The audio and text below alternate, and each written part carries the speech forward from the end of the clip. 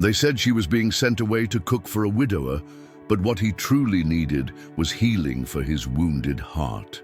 In a forgotten timber camp deep in the Oregon wilderness arrived a woman nobody expected, carrying silence and secrets within her soul.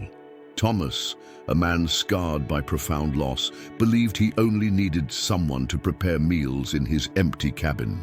But from the first moment, Grace's presence stirred dormant memories and hidden truths. What wounds hide behind the silence she so carefully guards? How far will Thomas go to defend a love he didn't know he was searching for? Join us in discovering this story filled with restrained passion and deep emotions. Tell us where you're listening from, and do you believe true love always triumphs in tales of the heart? Pacific Northwest, Oregon Territory, year 1884. The wind carried the last breath of winter when the wagon creaked down the mountain trail leading to Pine Ridge logging camp. The mule moved slowly, leaving behind a thin trail of dust under the pale afternoon sun. Seated in the back came Grace Eleanor Morrison, the woman who, according to them, was good for nothing more than peeling potatoes and disappearing before nightfall. But there she was, steady on the hard wagon board, with a serene face and eyes fixed on the horizon. Around her neck, a blue satin ribbon moved with the wind. In her lap, her hands held a faded canvas bag where her few belongings slept, along with memories she preferred not to unpack. When she spotted the logging camp, her breath caught.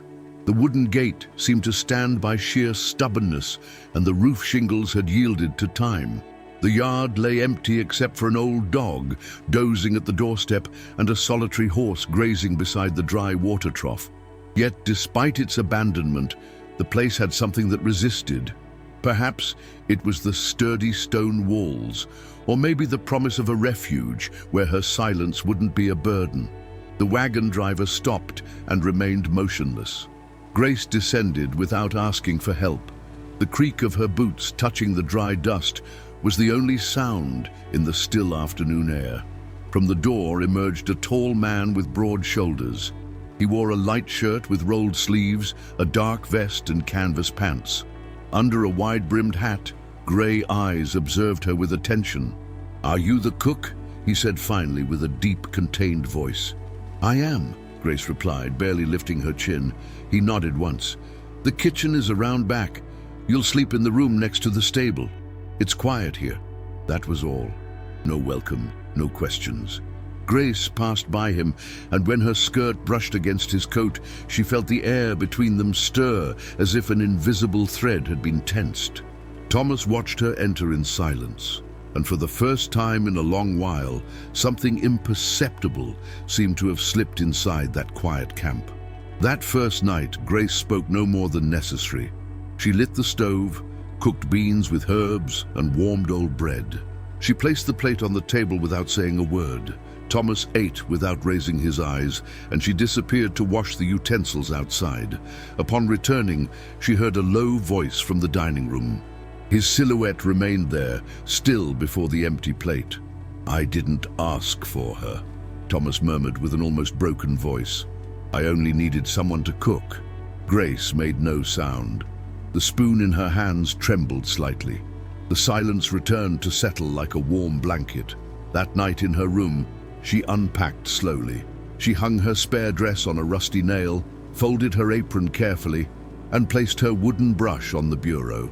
She lit a candle, sat on the narrow bed, and thought. She could leave at dawn, but she didn't. She blew out the candle, lay down, and waited for the night to envelop her. Dawn arrived without ceremonies. Grace woke to the measured sound of footsteps crossing the courtyard toward the stable. Thomas had been awake since before the rooster's crow, like every day since loneliness had settled on his back. The Pine Ridge logging camp stood by the pure obstinacy of its owner. The walls resisted abandonment with dignity. But inside the cabin, the air was stale, as if the sighs that once filled its rooms had remained trapped among furniture covered with old sheets. Grace got up, washed her face, and arranged her hair in a tight braid. She walked toward the kitchen with stealth. The cold stove received her without complaint. She lit it with precise hands until the first spark crackled. While she served coffee, she observed what she hadn't seen the night before: blackened pots on the wall, the dusty pantry, the smoked ceiling. She took a rag and began to clean, returning memory to a space that had forgotten its usefulness. The bread warmed over coals. Yesterday's beans acquired new aroma when she added fresh herbs. When she left it on the table, everything in that kitchen seemed less sad. Thomas entered without warning. He removed his hat, looked at the steaming plate, then at her. He nodded minimally and sat down. He didn't say thank you. He didn't need to. The day passed with small things. She washed clothes, hung sheets, swept the gallery. In the back garden, among scattered stones and dry weeds, she found loose earth. There she planted seeds she had saved. Sunflowers, because they always grow seeking light. Thomas watched her from afar. It wasn't distrust he carried in his gaze, but caution that resembles fear. He didn't fear her, but what her presence brought: a change in routine, a heartbeat that wasn't planned. That afternoon, while preparing stew, Grace cut her finger with the knife. Blood flowed instantly. She made no noise, just breathed deeply and went to the basin. Thomas appeared suddenly in the kitchen doorway. "Did you hurt yourself?" It was carelessness, nothing serious. He approached, took her hand with the clumsiness of someone who has forgotten the art of touching. His palm was rough, weathered by work, but his gesture was unexpectedly gentle. He wrapped clean linen around the wounded finger. They said nothing, only looked at each other briefly. In that gaze, there was something they couldn't name.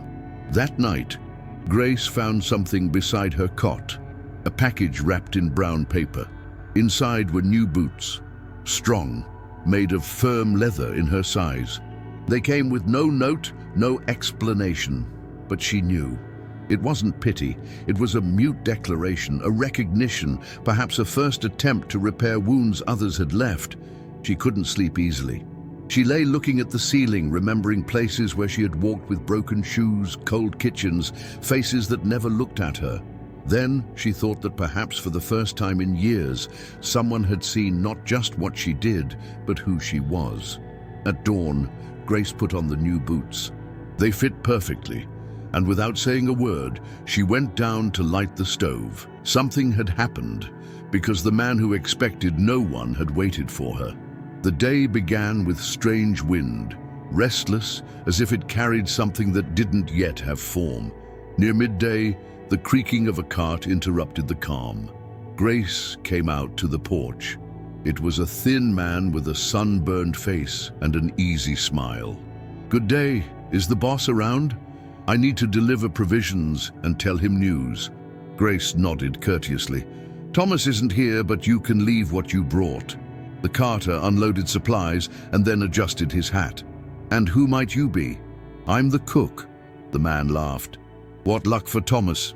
It's been years since the camp looked so lively." He paused. "It's just that in Silverton, they told me there's a man looking for a certain Grace Morrison. Says she left without paying, stole money, and took things that weren't hers." The silence was thick. Grace felt something squeeze her stomach. She kept her gaze steady, but blood pounded in her temples. "That's what they told you?" "That's what they told me. If you're not that Grace, then you have nothing to fear, right?" She didn't respond. She turned and went into the kitchen. The carter left. When Thomas returned, the sun was falling. Grace was washing utensils, but he stayed a few steps away.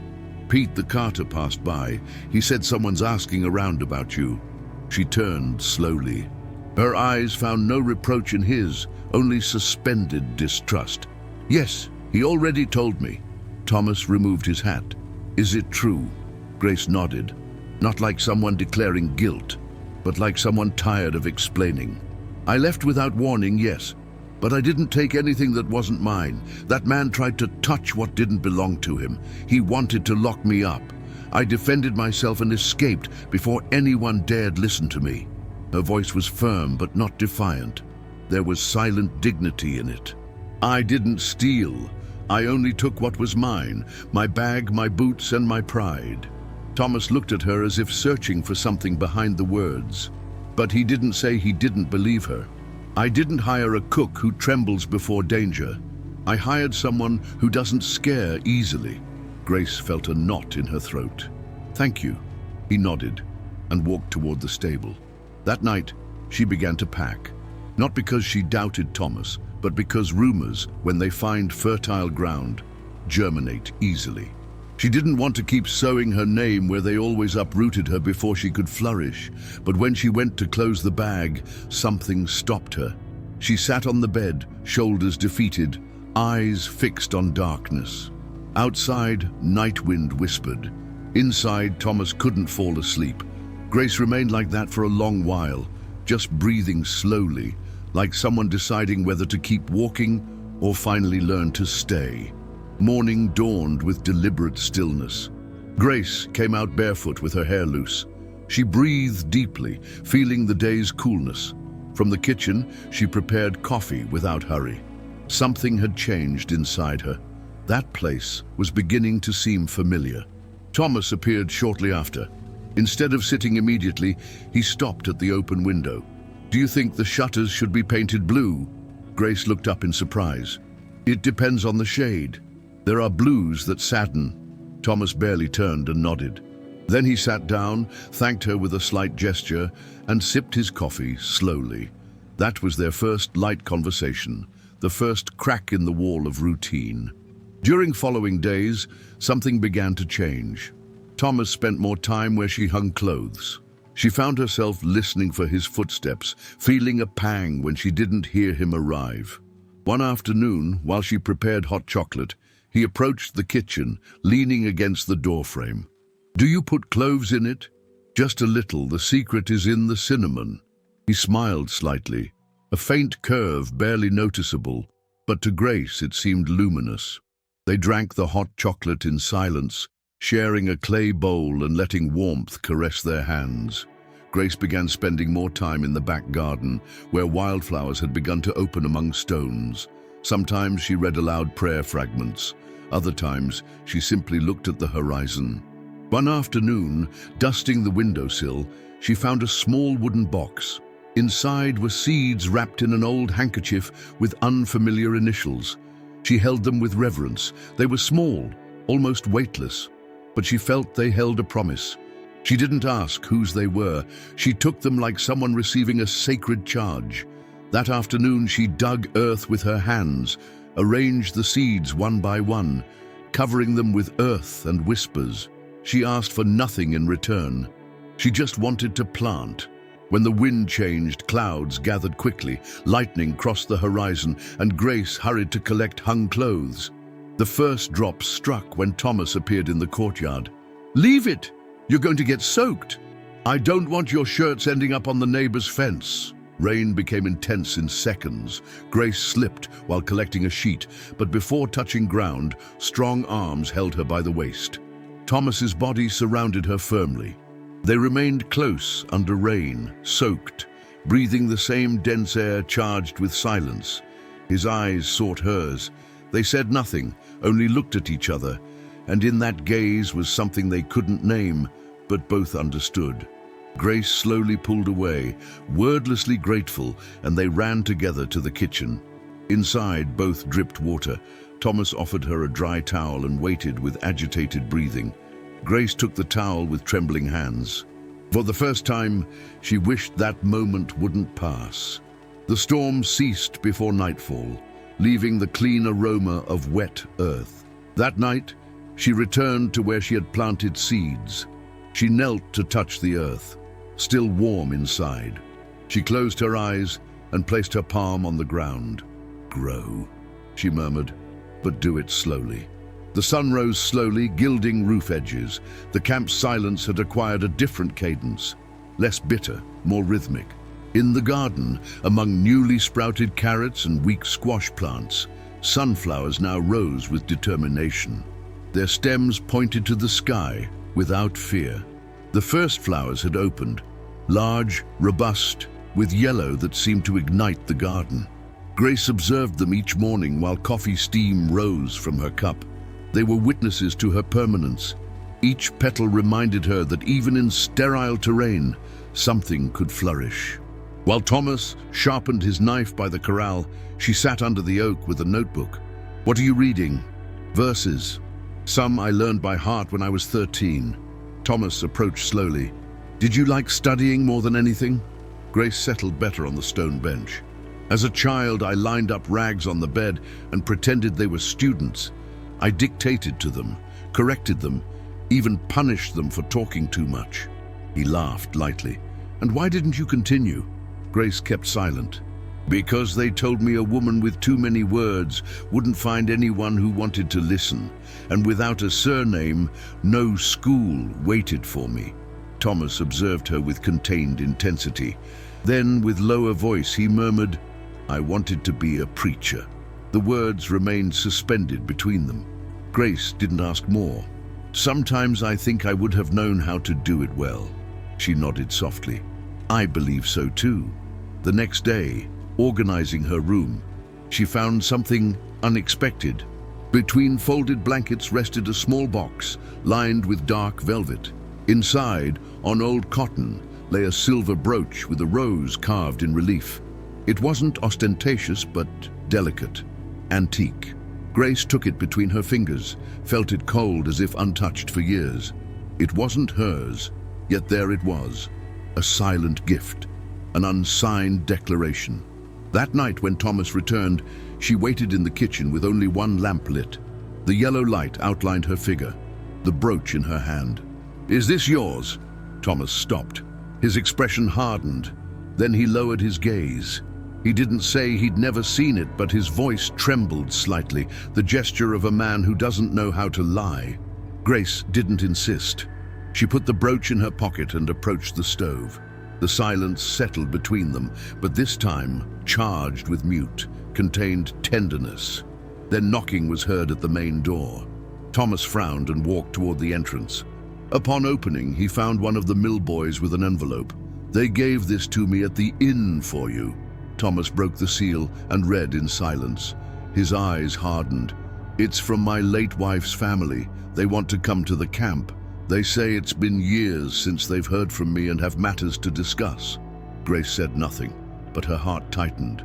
The mention of another woman, a previous life, made shadow cross her soul. "Will they come soon?" "In a week." She nodded, returned to the stove and lowered the pot. But she was no longer hungry. That night she didn't sleep with the same calm. She went to bed early without opening her verse book. Dawn arrived feeling different. Grace woke before the roosters crow. Looking out the window, she saw Thomas on the corridor with his hat in hand, posture tense. It was the day. Mrs. Aurelia, mother of Thomas's deceased wife, would arrive with her younger son from the state capital. It had been over 3 years since they'd set foot in the camp. Grace prepared breakfast with skilled hands, but without usual peace. She chose the least worn tablecloth, arranged silver cutlery, though she knew she wouldn't share the table.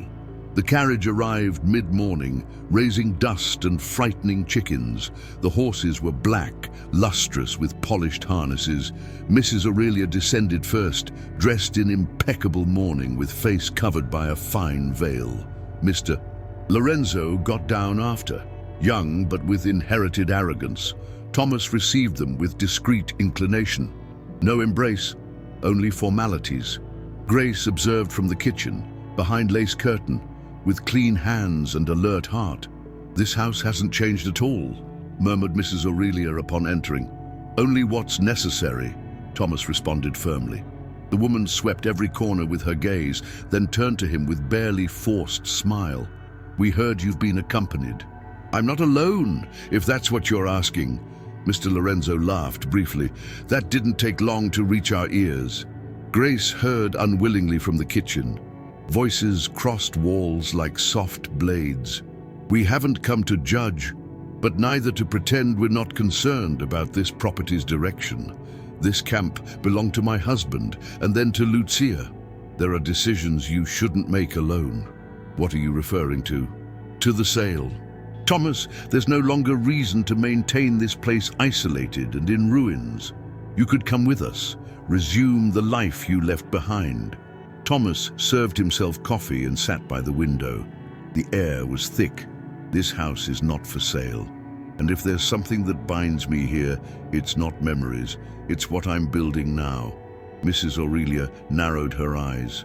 With that woman, Thomas raised his gaze. With the woman who has returned silence to this house, but without sadness. Grace felt a tremor run through her hands. She knew that from that moment she would become the target of everything the family wouldn't say aloud. Lunch was served at the main table without anyone inviting Grace. She understood, cooked in silence, set plates with care, and retreated to eat in the kitchen alone. During after-dinner conversation, she heard contained laughter, dry comments. Lucia's name was repeated like a ghost invoked with pride. That night, when the house returned to silence, Grace retired to her room. She opened her bag and began to carefully fold her belongings. She did it without haste, like someone who has learned that goodbye can be an act of love. She knew they hadn't asked her to leave, but her presence made them uncomfortable. In that house, lineage weighed more than affection, and she had no surname to offer.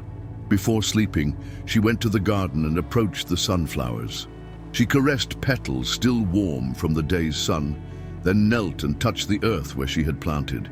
They grew where no one expected, but I'm not a flower. She returned to her room without lighting the lamp. That night, Grace slept with her decision made, to leave before being a bother. Dawn brought no rooster calls. Grace woke before first light. She had spent the night awake, heart tied to a decision that hurt more than imagined. The suitcase was ready.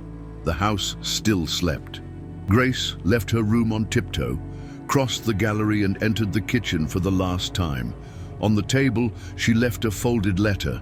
Thomas, thank you for the quiet, for the hot coffee, for the silence that never demanded answers. I'm leaving.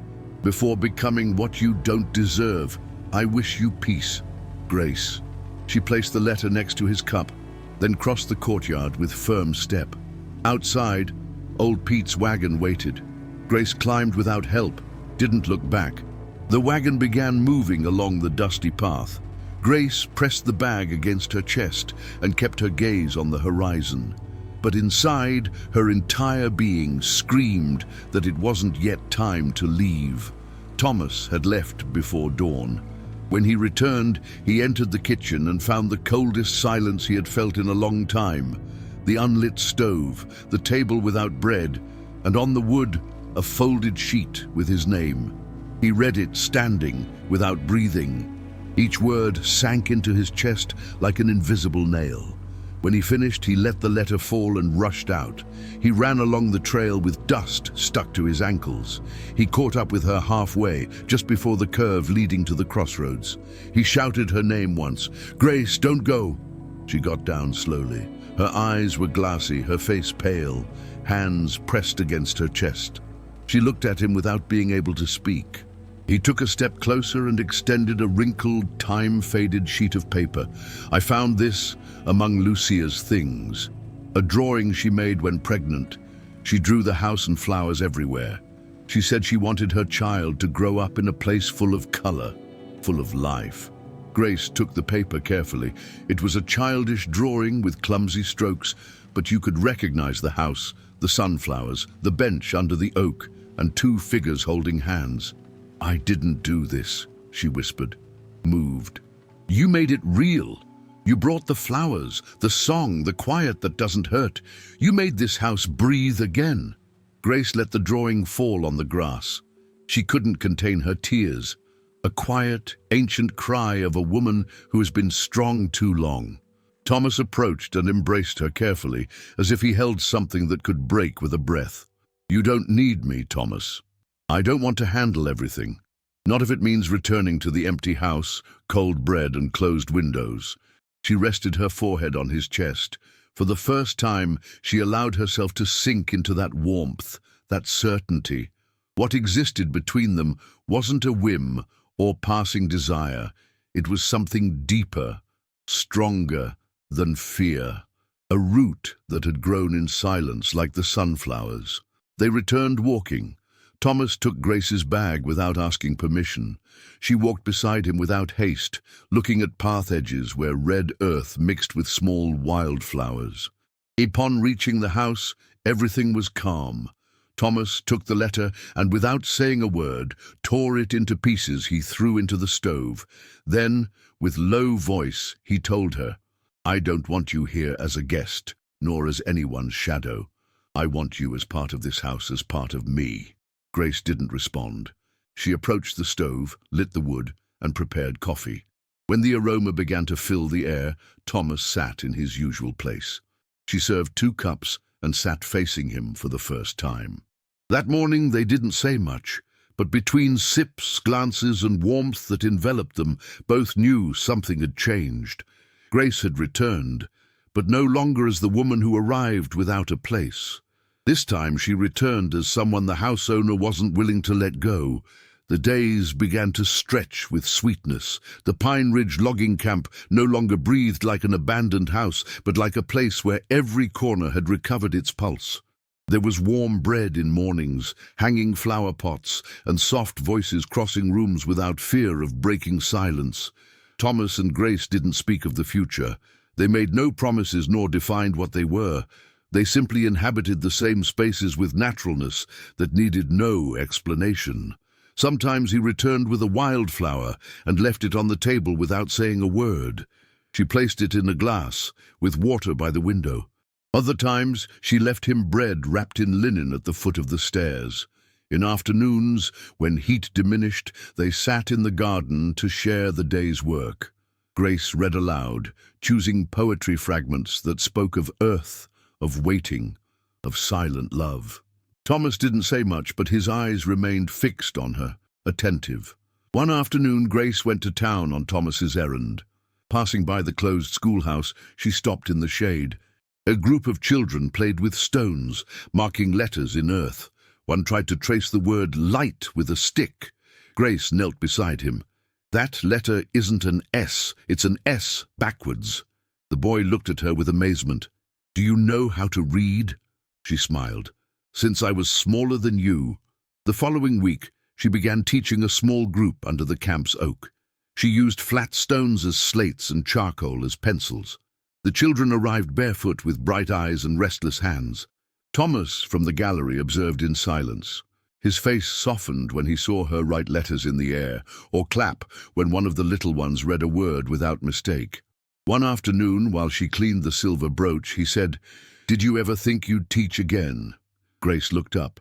"I dreamed it, but dreams sometimes get stored so deep that one convinces oneself they never had them."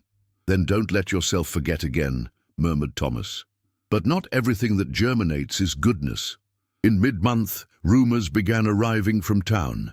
Mrs. Aurelia had returned to pull her strings. It was said she had initiated conversations with merchants interested in buying the camp. The condition was simple, that Thomas sign the sale or marry a wealthy widow who would guarantee the lineage's conservation. Grace learned about it at the market. At first she said nothing, but upon reaching home, her smile faded. She cooked without singing, didn't read at nightfall. Thomas noticed. That night after dinner, he approached her. "Is something wrong?" Grace looked at him long before responding. "They say if you don't sell, you must marry." "I don't live on rumors, Grace, much less on pressure." "And if she's right? And if this place only stands if someone of her stature directs it?" Thomas approached until he was in front of her. He didn't touch her, but his eyes spoke with intensity that hurt. "This house stands because you're in it. Because your laughter returned echo to the corridors. Because your letters are in the notebooks of children learning under our tree." Grace blinked. "I have no surname, no inheritance, no Sunday dress. You have hands that heal, a voice that teaches, and the gift of making this house not feel alone. That's more than any surname." That week, Father Anselm organized a communal meal in the plaza. When Thomas arrived, everyone stepped aside a little, but he wasn't alone. Beside him, dressed in a lavender skirt with a braid gathered with blue ribbon, walked Grace. Thomas didn't present her as servant or guest. When one of the merchants asked who she was, He responded clearly, "She is the woman who makes my house a home." There was silence for a second. Then an elderly woman from town offered them a seat. A child approached with a flower. That day, Grace didn't need anyone to defend her. Her place was clear, not because she had demanded it, but because she had sown it with patience. Returning to the camp, Thomas told her while removing his hat, "What we build here, between bread and poetry, no one will tear down." And she, for the first time, believed it was true. The sun hadn't yet reached the roofline when Grace came out to the courtyard with the water pitcher and simple hope of a quiet morning in her heart. But upon turning the corridor corner, something stopped her step. The garden, the small garden she had cared for with such care, where sunflowers had grown tall and proud, where wildflowers adorned dry earth. Now there was only disorder and ruin. Stems were broken, leaves torn from roots, earth removed with fury. The stone bench was overturned, pots shattered. To one side, beside remains of a broken flower, someone had left a crumpled, dirt-stained paper with rough letters. "Flowers don't cover shame." Grace said nothing. She didn't scream, didn't run. She just walked slowly among what had been hers, what she had planted, what had sustained her in days of silence. The pitcher slipped from her hand and shattered on stones. She took the paper with cold fingers. Her face transformed into silence deeper than what she had carried when arriving. She didn't cry, didn't collapse. She just sat on the wall's edge with the sheet in her lap, looking at nothing as if none of it hurt her. But it hurt. It hurts more when one had begun to believe oneself deserving of something. Hours later, Thomas returned from the mill. Not finding her in the kitchen, he went to the courtyard, and what he saw stopped him, as if a stone had struck his chest. He walked among destruction, with pressed lips. When he saw her sitting with immobile face and sheet still between her fingers, something inside him ignited. He knelt beside her without touching her. "Who did this?" Grace didn't respond. She just turned the sheet for him to read. Thomas took it, read it, then crumpled it forcefully. "Are you all right?" "I'm alive," she murmured without looking at him. He stood with contained fury. "This doesn't stay like this." Without explanations, he turned and headed to town. That night, Thomas returned late. His shirt had dirt, his face too. He said nothing, just passed beside her and brushed her arm with his fingers, as if that small contact was enough to say he was there. Grace prepared coffee. They ate in silence. She didn't ask, he didn't explain, but in the gesture of sharing the table was a sealed pact. Sunday dawned with pure clarity of things that cannot be hidden. Church bells rang with serene echo. Grace dressed calmly. She chose a lavender skirt and white linen blouse. She gathered her hair in a low braid and placed the silver brooch with firm hands. It wasn't a declaration. It was a symbol. Thomas approached her while adjusting his coat belt. "Ready?" She nodded. They left the camp when the sun was still low. Halfway, Thomas extended his arm. Grace hesitated an instant, but then held on to him. They went together. That simple, that irrefutable.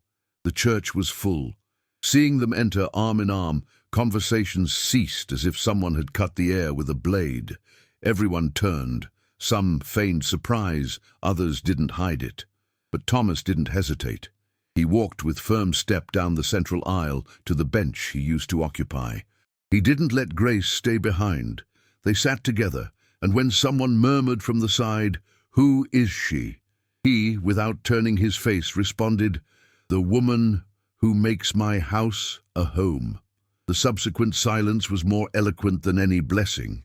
During Mass, Grace kept her gaze forward. She didn't lower her head, didn't tremble. Thomas didn't release her. Upon leaving, gazes rained like velvet-covered stones. Some greeted, others barely inclined their heads. But among those lukewarm gestures, an elderly woman from town approached Grace. She had gnarled hands and a rosary between her fingers.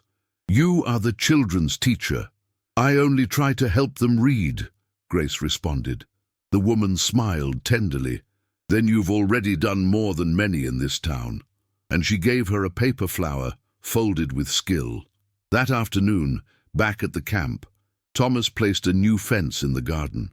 Not as protection, but as a gesture. Then he drove a stake into the ground and tied a red ribbon to it. "Here you'll plant again, Grace, but this time no one will uproot anything." She didn't respond. She knelt, put her hands in the earth, and closed her eyes. Planting wasn't just putting seeds, it was believing again. That night, while wind shook curtains and the dining room lamp drew soft shadows on walls, Grace knew she was no longer a guest. She was a root, and roots aren't pulled up with threats. They're defended with love. Years passed. The mountain wind blew with memory's softness, lifting dry leaves among paths.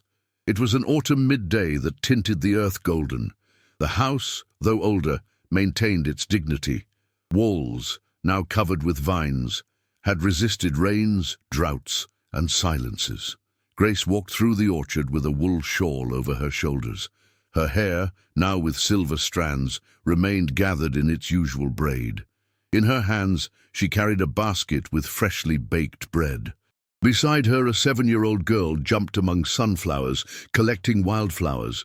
"Mama," said the girl, raising a purple flower, "this one looks like the one growing near the creek." "Not quite, my dear. That one is more bluish, but this one is more resistant," Grace responded with warm smile. "Like you." The girl, named Lucia, in honor of the wife Thomas had lost years before, was the image of reborn life.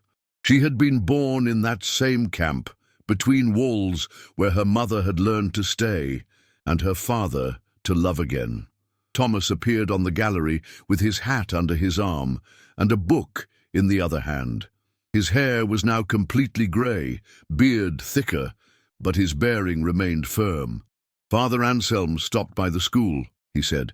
"He says the children have hung another of your drawings in the library." "Another one?" she asked sweetly. "I don't have enough walls for so much paper."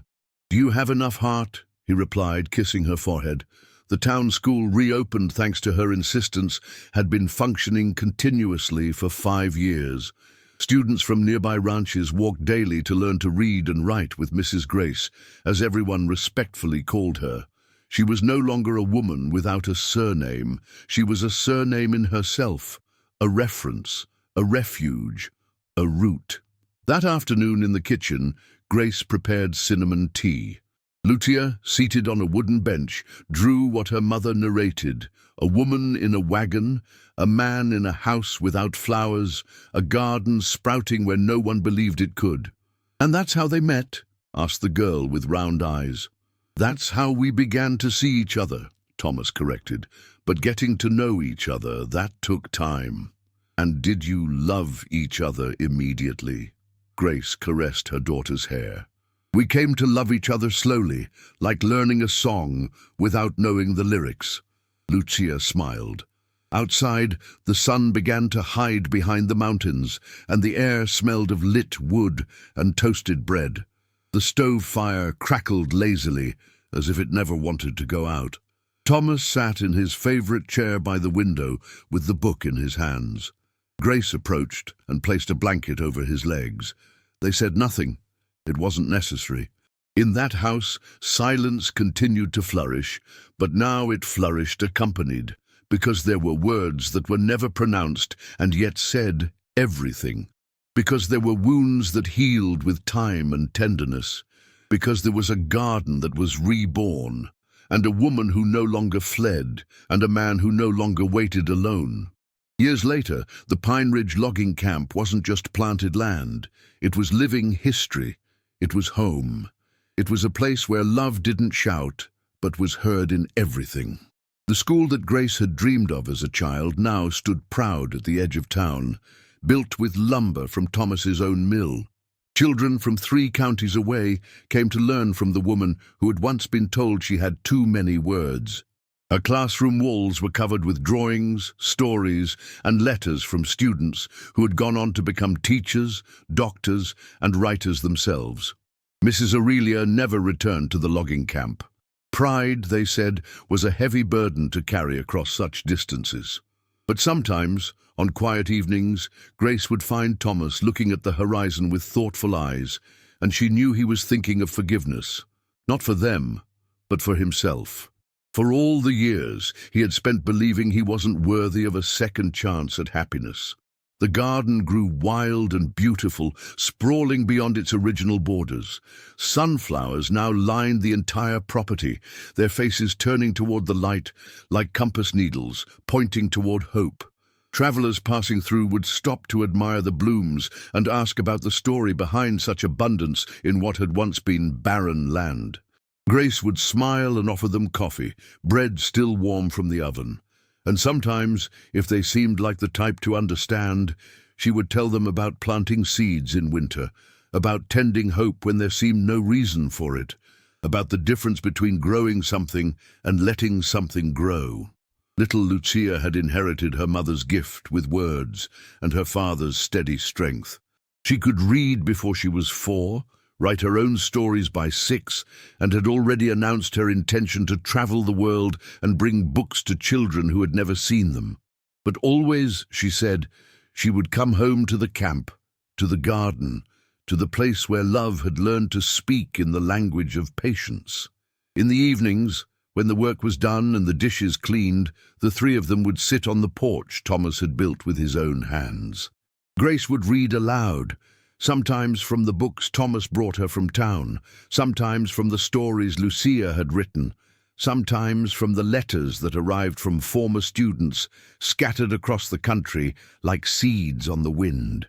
Thomas would whittle small toys for Lucia or mend whatever needed mending, his hands never quite still, but his spirit finally at rest.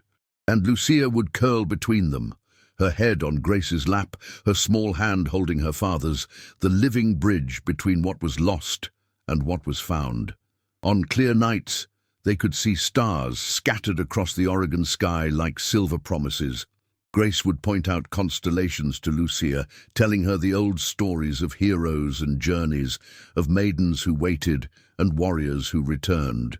But her favorite story was always the simplest one, about a woman who came to a place where she wasn't expected and stayed to become exactly what was needed. Years passed like seasons, each one bringing its own gifts and challenges. The camp prospered, the school grew, and Grace's reputation as a teacher spread far beyond the mountain valleys. But success, she learned, wasn't measured in recognition, or even in the number of children who learned to read under her guidance. It was measured in small moments, Thomas humming while he worked, Lucia laughing as she chased butterflies through the garden, the morning coffee shared in comfortable silence, the evening prayers spoken in gratitude rather than desperation. It was measured in the knowledge that she had chosen to stay when leaving would have been easier, that she had chosen to plant when the ground seemed too hard, that she had chosen to believe in love when love seemed like a luxury she couldn't afford. In a forgotten corner of the Oregon wilderness, a woman without a surname and a man who no longer expected anything taught us that sometimes what flourishes in silence is the strongest of all. Grace didn't just plant flowers, but hope, and Thomas, who had closed his heart, opened it to let in new life. Together, they proved that the most beautiful gardens grow not from perfect soil, but from the willingness to tend whatever ground you're given. As the years unfolded like the petals of her beloved sunflowers, Grace often found herself thinking about the woman who had arrived on that dusty wagon so many years ago. That woman had carried nothing but a canvas bag and a heart full of wounds. She had expected nothing more than a place to cook and sleep, a temporary shelter from a world that had repeatedly told her she wasn't enough. But life, Grace had learned, has a way of surprising even the most careful planners. The temporary becomes permanent when love takes root. The broken places become fertile ground for something stronger. The wounds that once felt like curses transform into sources of compassion for others who carry similar scars. She remembered the first time a parent had brought a child to her, desperate for someone to teach a boy who couldn't seem to learn his letters. The child reminded her of herself, full of questions but convinced he was too slow, too different, too much trouble. Grace had knelt beside him in the garden, showing him how to trace letters in the soil with a stick, how words could grow like plants if you gave them patience and care. "Learning isn't about being fast," she had told him, watching his face light up as he finally wrote his own name in the earth. "It's about not giving up when things get difficult." Years later, that same boy had become a teacher himself, writing to Grace from a school 3 territories away to tell her about the children he was helping, the lives he was changing with the patience she had taught him. The letter sat in her treasure box, alongside dozens of others, proof that kindness multiplies when planted in the right heart. The logging camp had become a destination of sorts. People would travel for days just to see the place they'd heard about, where a woman had turned a dying settlement into a thriving community. They came expecting grand buildings or impressive monuments, but they found something better. They found a place where ordinary people had chosen to do extraordinary things with the simplest tools: time, attention, and love. Thomas often marveled at the transformation, not just of the land, but of himself. The man who had once believed his best days were behind him now woke each morning with purpose. He had expanded the mill, hired local men who needed work, and had become the kind of boss who knew his workers' children by name. But more than that, he had learned to dream again. "Do you ever wonder," he asked Grace one evening as they watched Lucia practice her letters on the porch, "what would have happened if I had been brave enough to refuse when they first brought you here? If I had said I didn't need anyone?" Grace smiled, her hand finding his. "I think," she said slowly, "that life would have found another way to bring us together. Some stories are too important to be stopped by fear." She believed this with the same certainty she had once held about sunflowers, always turning toward the light. There were forces in the world bigger than human planning, deeper than human understanding. Love was one of them. Hope was another. And sometimes, when a person most needed rescuing, they discovered they had the power to save someone else in return. The church that had once felt like hostile territory now welcomed them as pillars of the community. Grace taught Sunday school. Thomas served on the building committee, and Lucia played with children whose parents had once whispered about the strange woman from nowhere. Time had a way of transforming strangers into family, suspicion into respect, and gossip into gratitude. But perhaps the greatest transformation was the one that happened quietly, invisibly, in the hearts of everyone who witnessed their story. The townspeople who had once judged them now pointed to them as proof that love could bloom in the most unlikely places. Young couples facing their own struggles would seek Grace's counsel, asking how she had known that Thomas was worth the risk, how she had found the courage to stay when everything told her to run. "I didn't know," she would tell them honestly. "I just knew that running hadn't brought me happiness yet, so maybe it was time to try standing still." This story is proof that no noise is needed to build a home, nor titles to deserve love. Only time, tenderness, and the courage to stay when everything seems to invite flight. Sometimes the greatest victories are won not in grand gestures, but in the quiet decision to remain, to tend, to hope when hope seems foolish. The world will tell you that love should be easy, that if it's real, it won't require effort. But Grace and Thomas knew better. Real love isn't the absence of difficulty. It's the decision to keep working when difficulty comes. It's the choice to see potential where others see problems. To plant seeds in rocky soil because you believe in the possibility of harvest. Perhaps you too are going through a difficult stage, waiting for someone to see what you plant in silence. Perhaps you're the one who has been hurt before and wonders if it's safe to trust again. Perhaps you're the one who feels unworthy of love because the world has told you that your past defines your future. This story is for you, to remind you that there's no soil too arid for something true to flourish. Your worth isn't determined by your past, your name, or what others say about you. It's determined by the love you choose to give, the hope you choose to plant, and the courage you choose to show when the world tells you to give up. Every garden starts with someone brave enough to break the ground. Every love story begins with someone willing to take the risk. Every new beginning requires someone to believe that this time can be different from all the times before. Tell us in the comments what moved you most about this story. Did you identify with Grace's quiet strength or Thomas's journey toward healing? What seeds are you planting in your own life that others might not yet see? Have you ever had to choose between safety and possibility? And if you made it this far, write the word strength in the comments so we know who accompanied our protagonist to the end and will help more people discover this channel. We read every comment and are moved by your own stories of courage, perseverance, and unexpected love.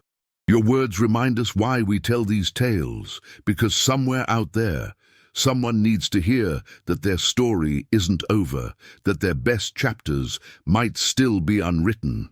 If this story touched your heart, subscribe and join us in each new tale where love, time, and hope always find their place. We have more stories of quiet heroes, of second chances, of love that grows slowly but roots deeply.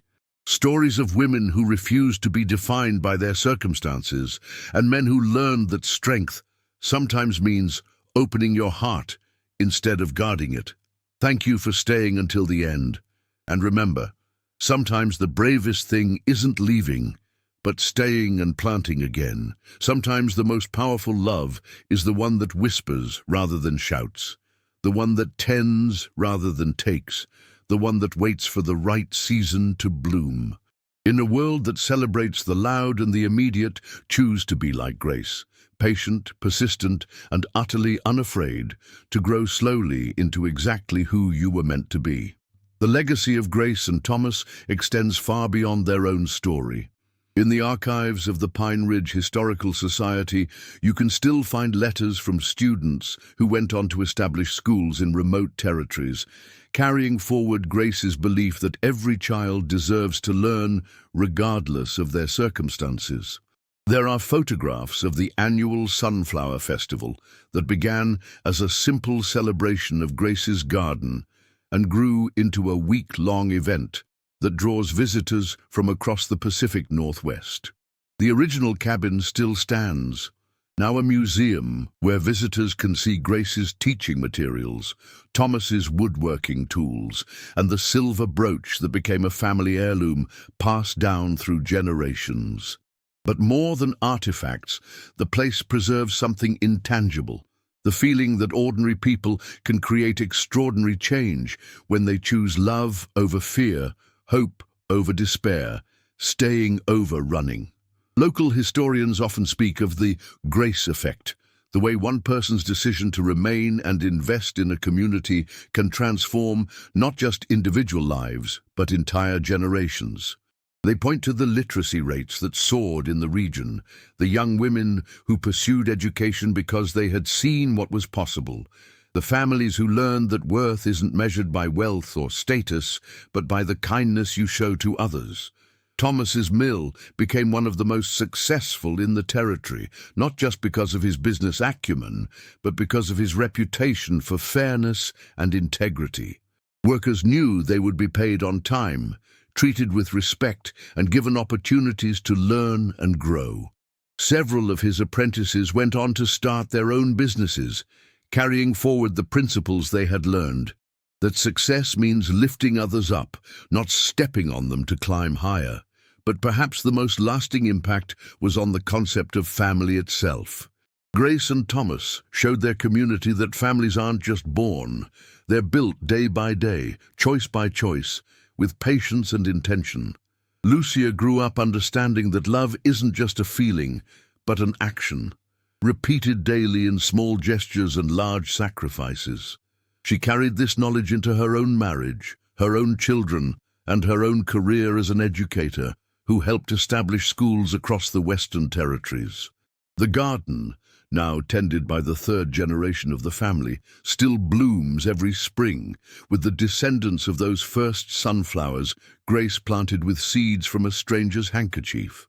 Visitors often comment on how the flowers seem to glow with an inner light, how they stand taller and bloom longer than sunflowers anywhere else. The locals smile and say it's because the soil has been enriched by decades of love, hope, and the kind of deep roots that only grow when someone chooses to stay. Scientists might explain it differently, but the people of Pine Ridge know the truth that science can't measure. Some places become sacred not because of what happens there once, but because of what happens there again and again, year after year, as ordinary people make extraordinary choices to nurture life instead of merely surviving it. As our story comes to its close, we're reminded that every ending is also a beginning. Somewhere right now, there's a woman like Grace, traveling toward an uncertain future with nothing but courage in her heart. Somewhere there's a man like Thomas, wondering if his best days are behind him or if hope might still have something beautiful in store. Somewhere there's a child like Lucia, growing up in the warmth of love that almost didn't happen, learning that the most powerful force in the universe isn't gravity or electricity. It's the human capacity to choose love, even when it would be easier to choose fear. These stories matter because they remind us that history isn't just made by kings and presidents, by wars and treaties, by the loud voices that demand to be heard. History is also made by quiet heroes who tend gardens, teach children, offer second chances, and refuse to give up on love even when love seems impossible. It's made by people who understand that the smallest actions, repeated with consistency and compassion, can change the world one heart at a time. Grace's story teaches us that worthiness isn't something we have to earn or prove. It's something we already possess, waiting to be recognized and nurtured. Thomas's journey shows us that it's never too late to open our hearts again, to take down the walls we've built, to risk loving and being loved in return. Together, they demonstrate that the most beautiful love stories aren't the ones that happen quickly or easily, but the ones that develop slowly, deliberately, with the kind of deep intentionality that creates foundations strong enough to last for generations. So as you go forward from this moment, carry with you the courage of Grace, who chose to stay when leaving would have been safer. Carry the wisdom of Thomas, who learned that strength sometimes means vulnerability, that leadership sometimes means following, that the heart's greatest power is revealed not in its ability to protect itself, but in its willingness to remain open despite the risk. Carry the joy of Lucia, who grew up knowing she was wanted, cherished, and believed in, and who carried that security into everything she touched. Let her remind you that the love we receive as children echoes through our entire lives, and the love we give to children shapes the future in ways we may never fully know. Most of all, carry the knowledge that your story isn't finished yet. Somewhere in your life, there are seeds waiting to be planted, gardens waiting to be tended, hearts waiting to be opened, hopes waiting to be nurtured. The soil of your circumstances might seem rocky or barren right now, but remember Grace's sunflowers. Sometimes the most beautiful things grow in the most unlikely places, when tended by hands that refuse to give up on the possibility of bloom. This has been your storyteller, honored to share this journey with you. Until we meet again in the next tale, may you find the courage to plant, the patience to tend, and the faith to believe that your own story of love and transformation is still being written. May you choose, again and again, to be the person who stays, who hopes, who loves, who tends the garden even when no one else can see what's growing beneath the surface. And remember, in a world full of endings, you have the power to create beginnings. In a world full of storms, you can choose to be shelter. In a world that often feels barren, you can plant flowers. This is the gift Grace left us all, the knowledge that ordinary love, tended with extraordinary patience, can transform not just our own lives, but the lives of everyone whose path we cross. The story ends, but the love continues. The characters rest, but the inspiration lives on. And somewhere, in a place that needs hope more than it knows, A new story is about to begin.